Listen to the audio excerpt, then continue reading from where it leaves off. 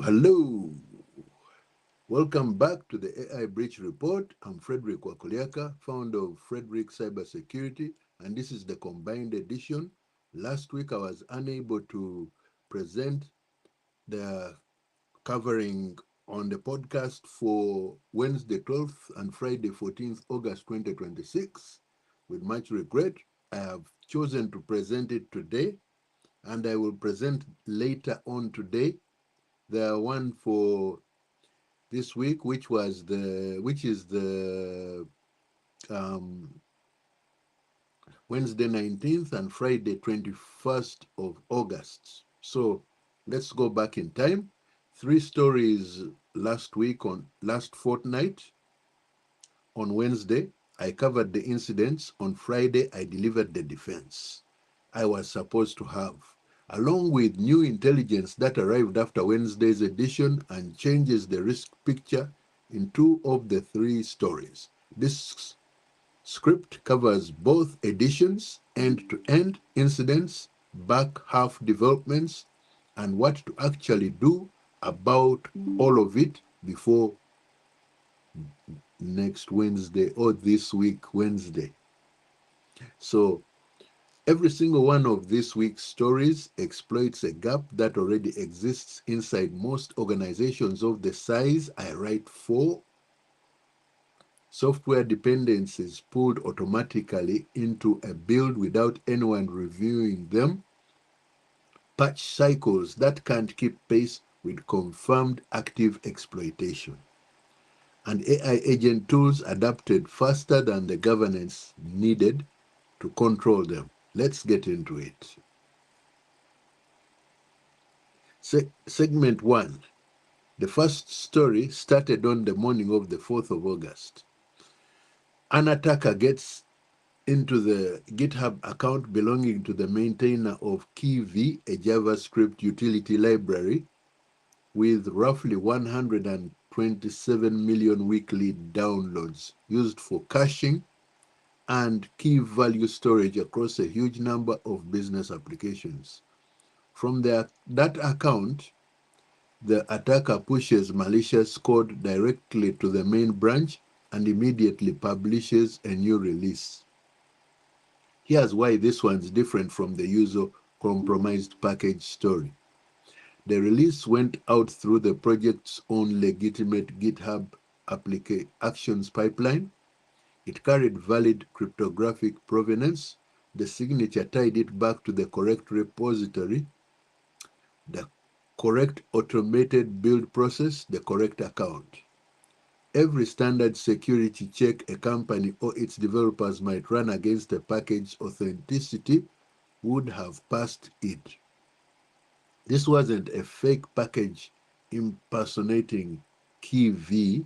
It was KeyV built and signed the right way, published by the right account. The attacker just happened to be the one doing it. Once the compromised package was installed on a developer's machine or inside an automated build server, a hidden script activated and started harvesting stored credentials, NPM publishing tokens, GitHub access tokens, AWS keys, Kubernetes config files, and here's the detail. I want businesses specifically to note it also targeted configuration files belonging to AI coding assistants, including hooks associated with Claude and with Visual Studio codes built in AI tooling. If your developers or your contractors are using AI-assisted coding tools, and most teams now are, those tools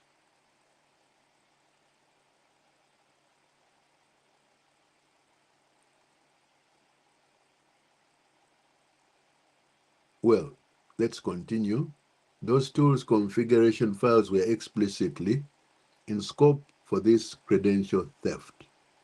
Most existing security review processes weren't built with that category in mind and will miss it if not specifically directed there. What made this worm rather than just a compromised package was the second move.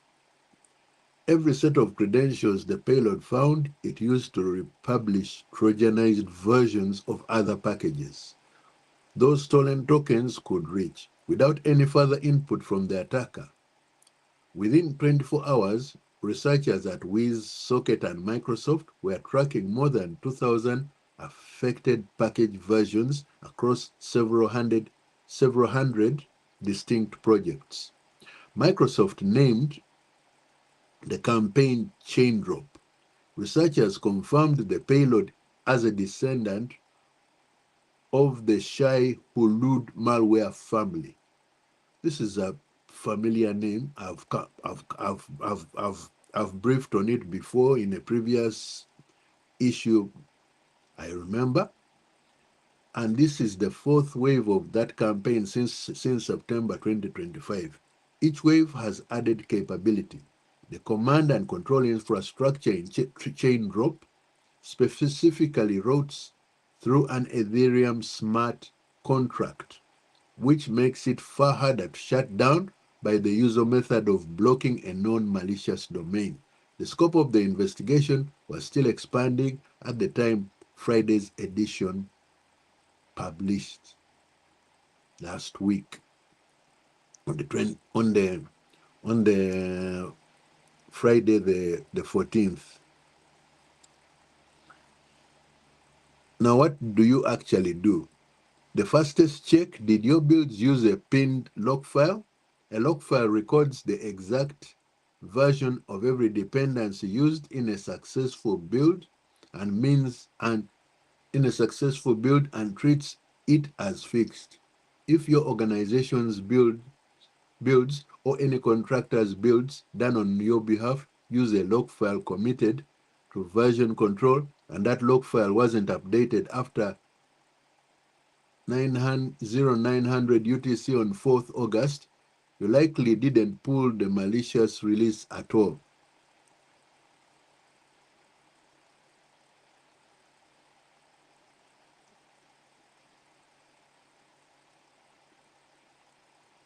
That's the first question to ask, and if the answer is yes, you are looking at credential rotation for anything that was accessible during the exposure window. On credential rotation, the sequencing matters. Revoke the compromised credentials first through the issuing platform before you generate the replacement. A stolen token that's simply overwritten with a new one remains usable for the gap between issuing the new credential and revoking the old one. Friday's edition delivered two specific configuration steps. First, the difference between npm install and npm ci.npm install can accept updated packages and quietly overwrite the log file. npm ci treats the log file as authoritative. The build fails if it doesn't match. That single config change is the difference between automatically pulling a poisoned new release and refusing to. Second, the ignore scripts flag. Chain drops payload executed through a pre-installed lifecycle script, a piece of code that runs automatically during package installation. Adding ignore scripts to npm install and npm ci prevents any lifecycle script from running. Some packages need scripts to compile native code, so you would allow those individually. But for most business application builds, the flag can be applied globally without breaking anything, and it eliminates the entire execution vector this class of attack depends on. For the medium term, ask any contractor maintaining software for your organization to generate a software bill of materials for every application they maintain. An SBOM is a machine-readable inventory of everything your software depends on. Direct dependencies and the ones those dependencies pull in automatically. Without one, you cannot reliably answer the exposure question. When the next wave of this campaign hits different packages, which researchers expect it to, the NPM tooling generates SBOMs at no extra cost. Most managed development suppliers can produce one as part of a standard handover. Requesting it is a reasonable, achievable requirement to put in a contractor conversation this week. On tooling, socket.dev provides behavioral analysis of NPM packages before installation, flagging suspicious patterns, new lifecycle scripts, unusual network calls, sudden new maintainer access before they reach a build. The free tier covers the use case for any organization that primarily consumes rather than publishes packages. Step Security's Secure Registry enforces configurable cooldown windows on newly published package versions, which is specifically designed for the scenario chain drop exploited. A legitimately signed package published through a legitimate pipeline carrying a malicious payload that standard signature verification won't catch. And for build pipelines running on cloud infrastructure, migrating from stored long-lived tokens to OIDC-based short-lived credentials, generated fresh for each build job. Scoped only to that job, expired the moment the build completes, eliminates the entire credential category the worm was built to steal. A brief sector note: financial services firms in the 50 to 200 employee range are disproportionately exposed to this specific campaign because so much of the sector's client-facing tooling, portfolio dashboards, client portals is built on JavaScript frameworks, drawing heavily on the exact utility libraries chain drop targeted. If a contractor build pipeline was compromised during the exposure window, and those credentials could reach systems holding client financial data, a notification question to the FCA may apply.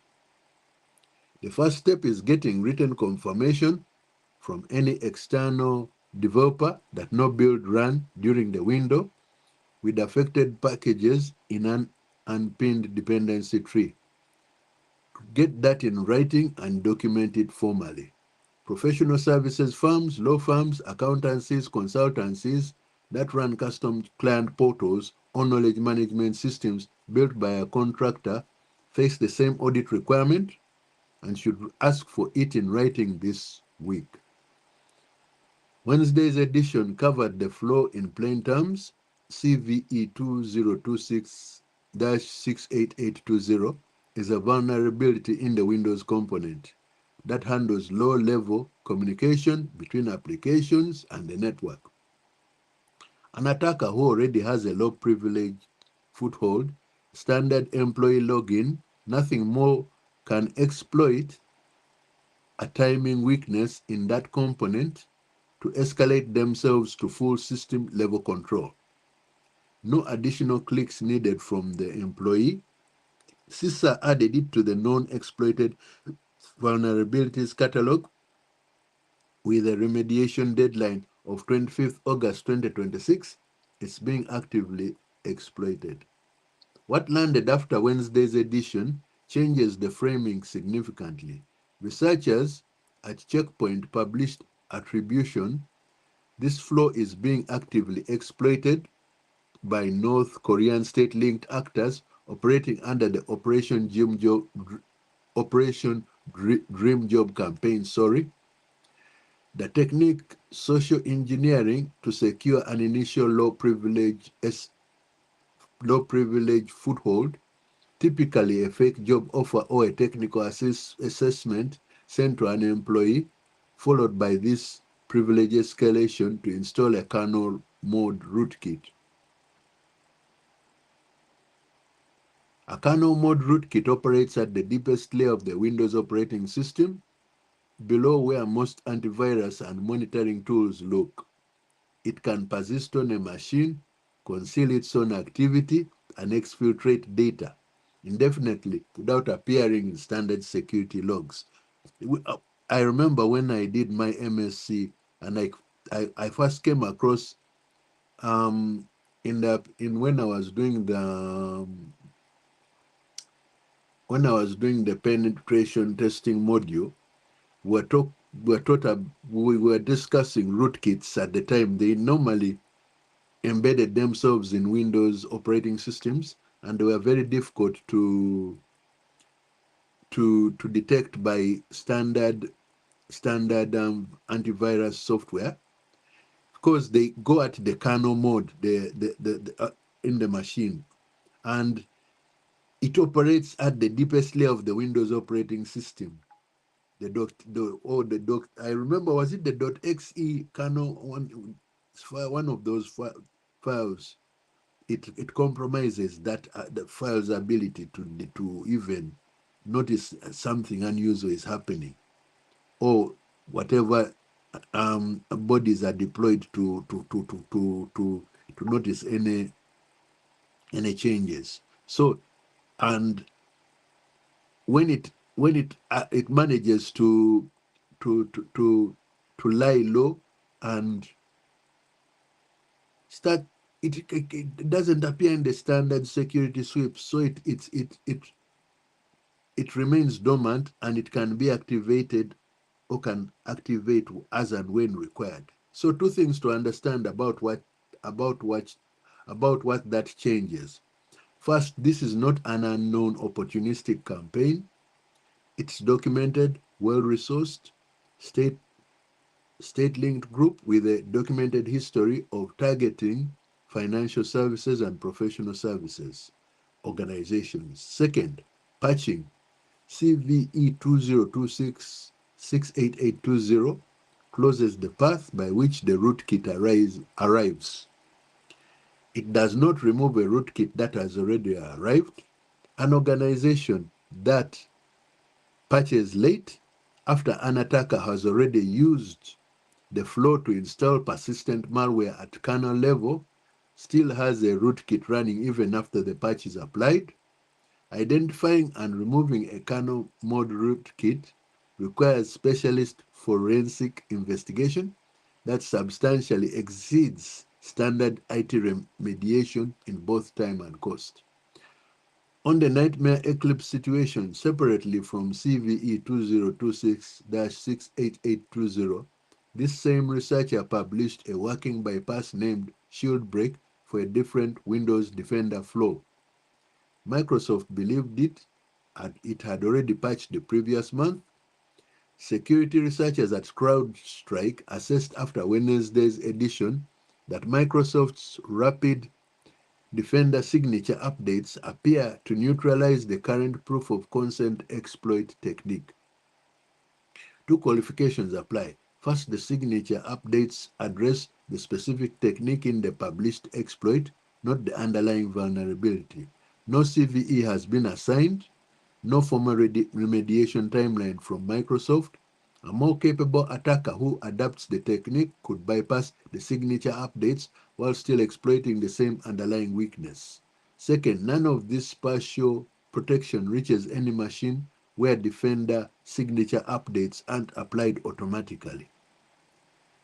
This researcher has now published 10 separate exploits since April 2026, each appearing in the hours or days immediately after Microsoft's own patch cycle, specifically timed to catch organizations in the gap between believing they are protected and actually being protected.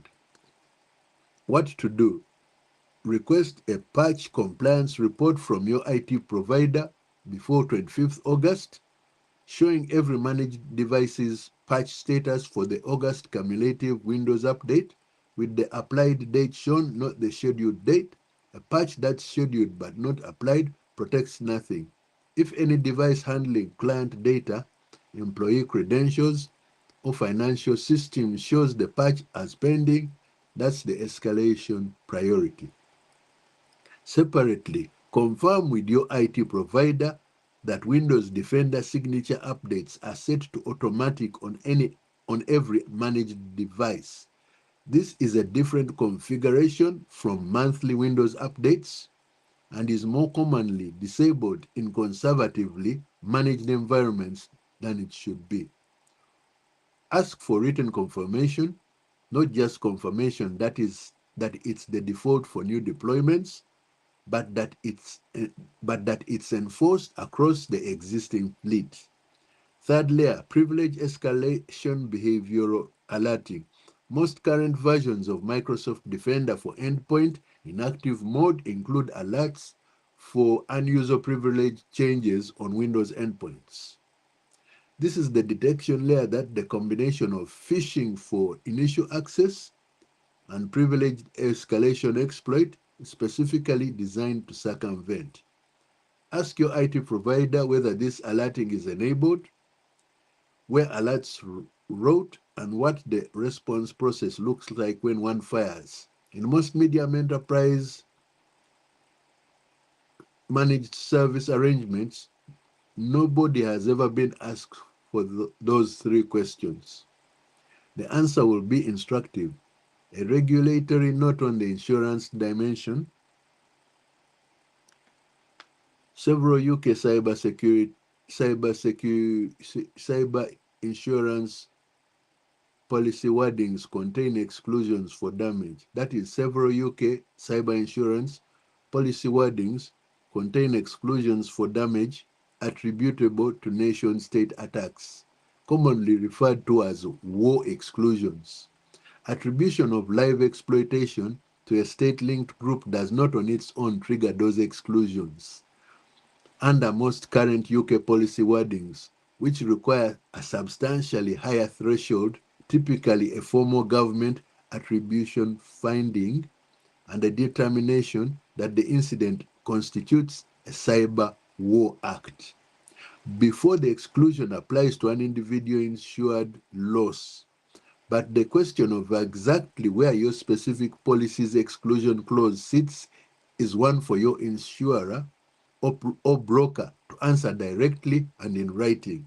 That conversation is significantly more productive before an incident than after one. Healthcare organizations in particular, clinical and administrative systems often run under restricted change windows because unplanned downtime affects patient care. That caution is reasonable in normal circumstances. An actively exploited CISA-listed privilege escalation flow being used by a documented state-linked group to install persistent kernel-level malware is not a normal circumstance. The conversation with your IT provider this week is whether an emergency change process exists for CISA-listed actively exploited vulnerabilities, what it requires to invoke, and what the deployment timeline is for this specific patch.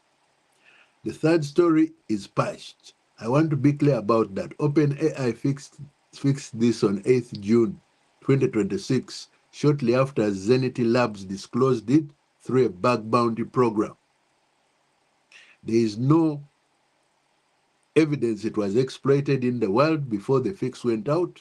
The reason it's in this week's edition, months after the patch, is what it represents for every AI agent tool your organization is currently using or considering. Here's what Zenity's researchers demonstrated.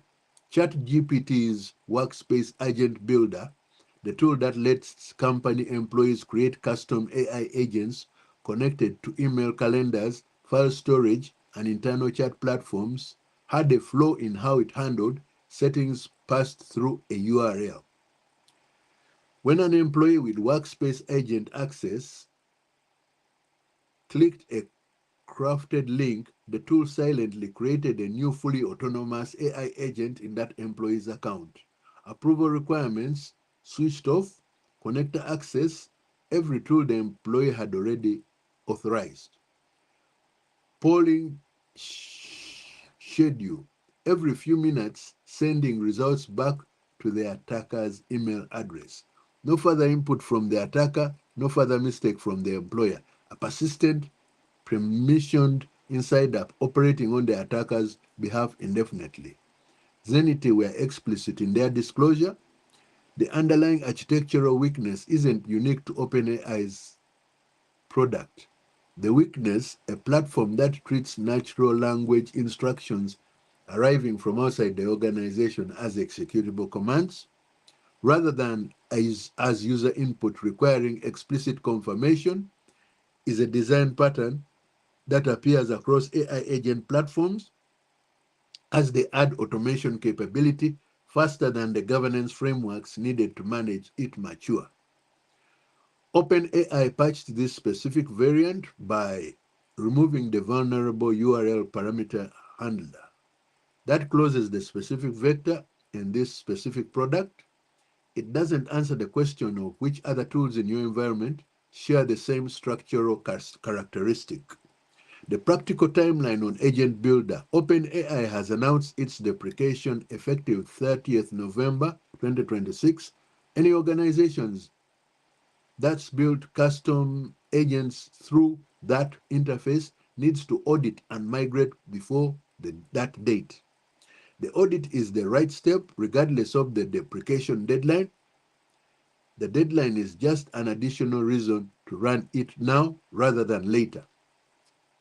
What the audit needs to produce: a list of every active agent connected to your organization systems, email, calendar, file storage, Teams, Slack, whatever else is connected, showing who created it, when, what connectors it has access to, and which actions require explicit approval versus run automatically.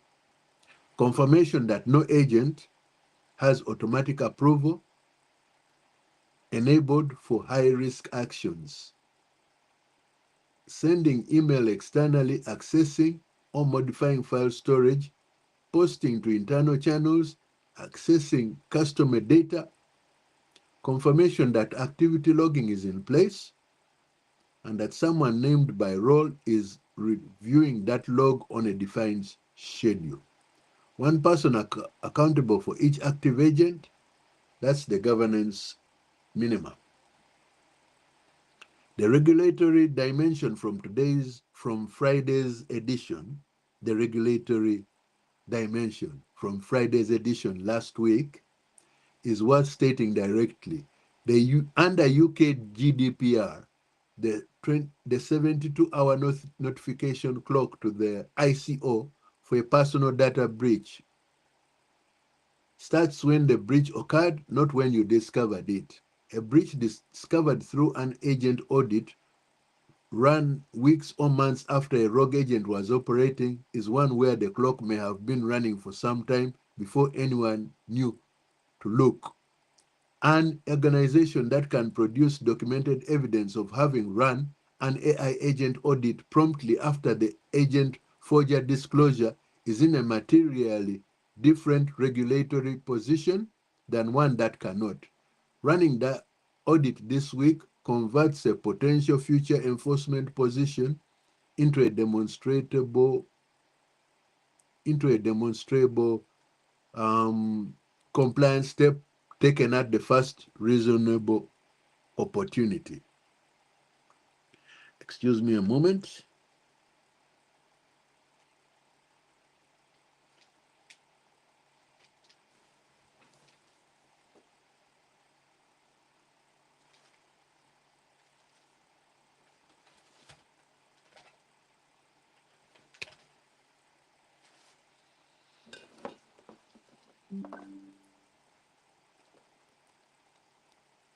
I was losing power. I don't want to be cut off when the conversation is becoming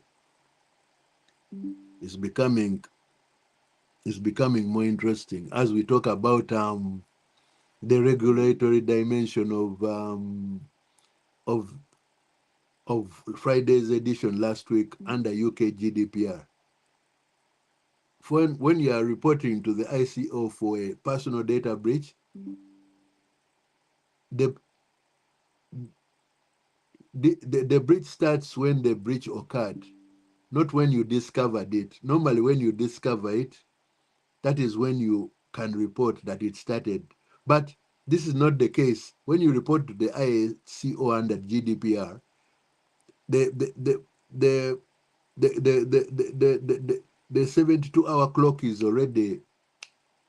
has already started when the breach occurred. That's how they calculate, not when you discovered it. A breach discovered through an agent audit runs weeks or months after a rogue agent was operating, is one where the clock may have been running for some time. So even if a breach could have started weeks or months after a rogue agent has been operating, like we talk of the rootkit, which is installed months ago, and it takes weeks or months until it is uncovered before anyone knew to look or or or discovered or finds out. So any organization that can produce documented evidence of having run an AI agent audit after any malicious agent, or in this case agent forgery disclosure, is in a materially different regulatory position than one that cannot. Running an audit every week, let's say try to make it weekly, converts a potential future enforcement position into a demonstrable compliance step taken at the first reasonable opportunity you have. One distinction that's what's worth holding on to from this incident, because it applies to the whole category of AI agent attack. A traditional phishing attack is a single harmful action: a password entered, a transfer approved, a file opened. What Agent Forger demonstrated is a different shape entirely: a single click that doesn't cause damage directly, but creates a persistent, autonomous, permissioned actor inside your organization's systems, one that continues working on the attacker's behalf indefinitely, with no further input from the attacker and no further mistake from the victim. The relevant question for any AI agent tool is not just whether employees are trained not to click harmful links. It's if an employee clicks something that creates a rogue agent, would the organization know it had happened? Who would detect it? What's the process to remove it? For most organizations piloting these tools today, nobody has been asked those questions. That's the gap this incident exists to close. 3 incidents, 3 different vectors, same underlying gap running through all of them. Chain drop spread because automated build systems trusted a valid cryptographic signature from a legitimate account. Controlled by the wrong person, the Windows flow is being used by a documented North Korean campaign, specifically because the initial foothold it requires, a standard employee login, is the easiest thing in any organization to obtain. And Agent Forger created a persistent, autonomous attacker inside the company's systems because the platform treated a URL parameter as authorization without confirmation. None of these attacks is exhaustive. None of them required a nation-state budget at the initial access stage. Through one of, through one of them, okay, not through that, it's though one of them has now attracted state-level exploitation resources, North Korea. Each of them exploited a gap in review, in verification, and in governance that is entirely ordinary across organizations of 50 to 200 employees in financial services, professional services, and healthcare. The connecting thread for a business owner is this: the controls that defend against all three of them run in the same direction. Review what gets into your build before it runs. Treat actively exploited vulnerabilities with the urgency your insurer and your regulators expect, not the urgency of your standard maintenance window. And apply the same governance logic to AI agents that you would apply to any new employee who just received broad unsupervised access to your email, your files, and your internal systems. The organizations that get hurt by incidents like this aren't the ones that lack the right security tools. They are the ones where nobody has been ha, they are the ones where nobody has yet been asked the specific questions each of these incidents makes answerable. Is our build pulling new packages automatically without a log file? Is our IT provider treating this patch with CISA's timeline or with their own? What would we do if an agent in our environment was doing something we didn't authorize? This edition asked those questions. The actions below are how you make sure someone in your organization answers them before Wednesday this week. We have already passed that stage. Three actions before Wednesday this week, which we are supposed to have given last week. One, get written confirmation from every contractor or developer maintaining software for your organization that builds use npm CI that log files are committed to version control and that ignore scripts is applied to install commands. If they cannot confirm in writing this week, ask them for a complete dependency list for every application they maintain and confirmation of whether any builds run during the 4th August window with unpinned packages. If the answer is yes, credential rotation follows immediately. NPM tokens, GitHub tokens, AWS keys, any AI coding tool configuration, revoke first, reissue second. 2. Request a patch compliance report from your IT provider before 25th August, showing every managed device's status for the August cumulative Windows update with the applied date, not the scheduled date. Confirm Defender signature updates are set to automatic and enforced across the existing fleet.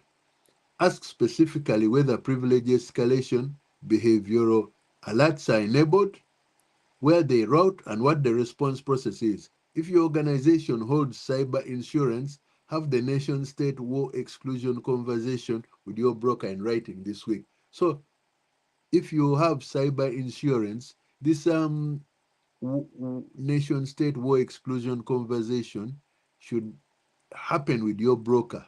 This is something that is relevant, not even this week, but it is always going to be relevant. That's why I felt that I missed out on this podcast, but I needed to bring out the content because it is very important. 3. Run the AI agent audit. Every active agent connected to a company's systems, list approval settings, activity log, named human owner. No agent with automatic approval enabled for high-risk actions. If you are using ChatGPT Workspace Agent Builder, plan for migration before 30th November 2026 and treat the audit as the starting point for that migration.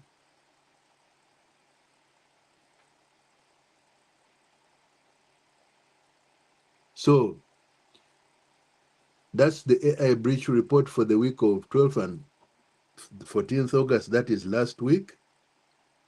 I am not going to fail to come out with the, tonight, this evening, I have to bring out the one for Friday 21st and Wednesday 19th this week, because I don't want to interrupt my schedule for the week.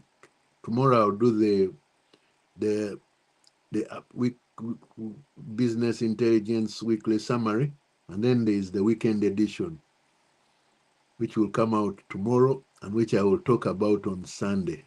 That's the most popular one. I'm getting more subscribers for the weekend edition than I get for the AI breach report.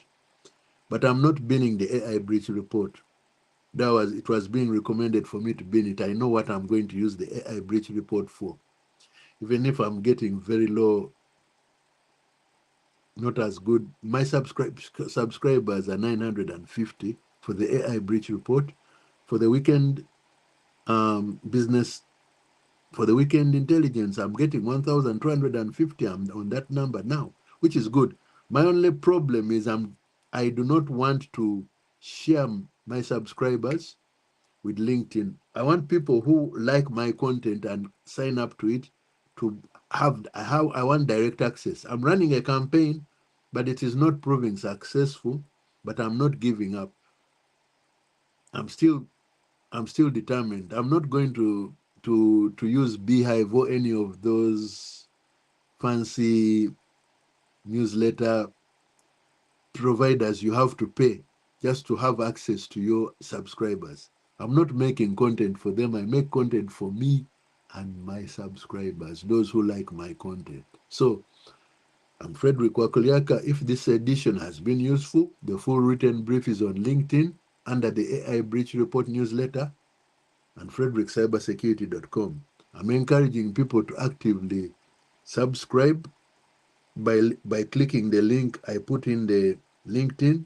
I'm not really getting a lot of good feed from those. But if I have people jumping on to subscribe to my newsletters, it's definitely something I'm talking that they like.